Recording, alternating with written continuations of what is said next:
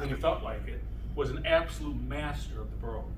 For instance, he made an edition of Handel's Messiah, and famously, his arrangement of Handel's "The People That Walked in Darkness" is the one commonly used in Messiah.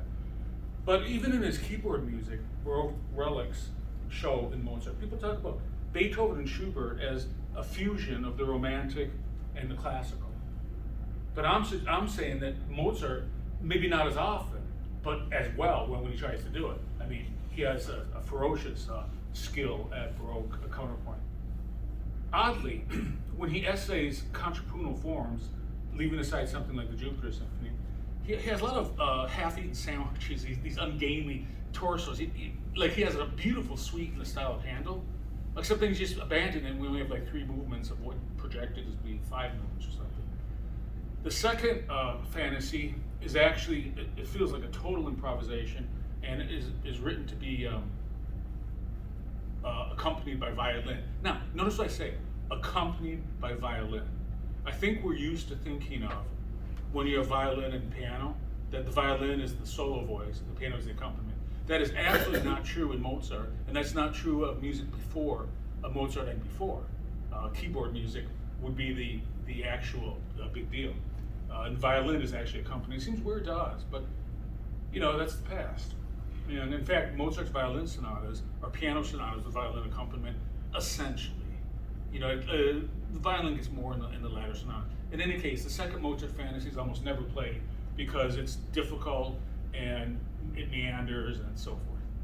The greatest of the Mozart fantasies is the fourth fantasy in C minor, the Kirkel 475, and it was published along with a sonata in C minor. But in fact, Mozart intends them as completely different works. There's no reason to preface the sonata with the fantasy. Most pianists nowadays don't. And that's in 7 sections, and it's highly romantic. In fact, he's channeling his inner Beethoven in that piece. But the third fantasy, which Mozart is going to play, was left unfinished at his, it was left unfinished. And it was finished by, I think, Abby Stadler, who finished a lot of Mozart's pieces. And so you'll notice a certain perfunctoriness. You notice that, Omar, don't you? The way it ends? Yeah. It's like, you expect it to go on to other sections or something. It may have been A.E. Mueller. What's it? I think it may have been A.E. Mueller who did the last 10 measures, but there's I'll take it. You said so in your score then, right? Yeah. Okay, I'll take your point. It doesn't matter. These names don't, I don't know the difference between Stadler and Mueller. And they're not even it's like hard. So it's only like the last 10 measures. You'll notice the beginning of this fantasy is highly romantic, And remember, I try to make, this is important, I think, the idea of a small R, which the beginning of this fantasy is, and big R. A romantic composer, so to speak, with the big R would be Chopin and Schumann. But in music of Bach or Handel or Mozart, or even Vivaldi, the small R refers to a kind of a sensibility. And the improvisatory and dark beginning of this piece is certainly romantic kind of music. I should also say this. Mozart was considered in his lifetime a romantic. In his lifetime, he was considered a romantic. They hadn't yet, the word classical would have not even been understood.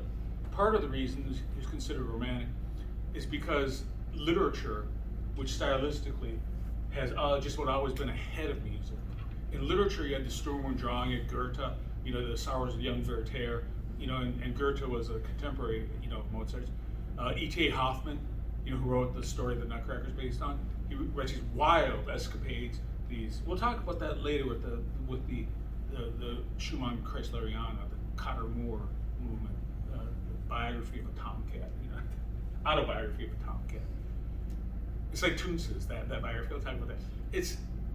The amazing thing isn't that a cat can drive a car, it's that it drives it so badly. it's like, and in fact, the tomcat in E.T.A. Hoffmann is who loved Mozart so much that he changed his name to the A in E.T.A. Hoffmann, Ernst Theodor Amadeus. He changed his own name to Amadeus because he loved Mozart so much. And he flatly states, posits that Mozart is a romantic composer. So we have an opening romantic improvisatory sequence. There's a couple cadenzas with Better Him Than Me. They're tricky. A couple that they connect. It's just like the more things change, the more they stay the same. You know, le même chose, or you know, like they say, tout le change, tout le même chose, something like that. The more things change, the more they stay the same. In Gershwin's Rhapsody in Blue, he uses exactly the same technique as his fantasy does. You have discretely different sections connected by cadenzas or improvisatory cadenzas for the player. So there's a connection there too. After that, we have one of Mozart's really beautiful arias, and it's totally in the world of Don Giovanni. You know, so some piano pieces or piano concertos I associate, even if they're written before, with the world of Don Giovanni, like this, and some with the world of Marriage of Figaro, and so forth like that. But it's a pensive, lyrical, highly romantic melody, and then you get real Beethovenian kind of transition. And Mozart didn't finish the piece, but the end is suddenly you're back in the Rococo, in the Galan. So there's a real stylistic discrepancy in how this piece is organized. It's a popular piece; people play it because the music is compelling, but it's really kind of a hot mess in terms of its structural agenda. Okay, Fantasy in D minor by Omar. Where should I sit? Let me get a seat, Omar. I want to see you play, so I'll sit in your seat.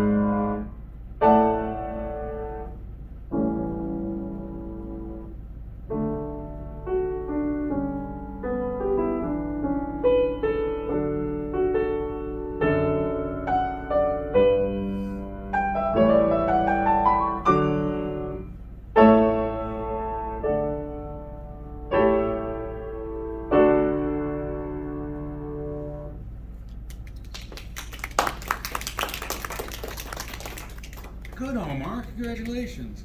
I think I was more nervous than you.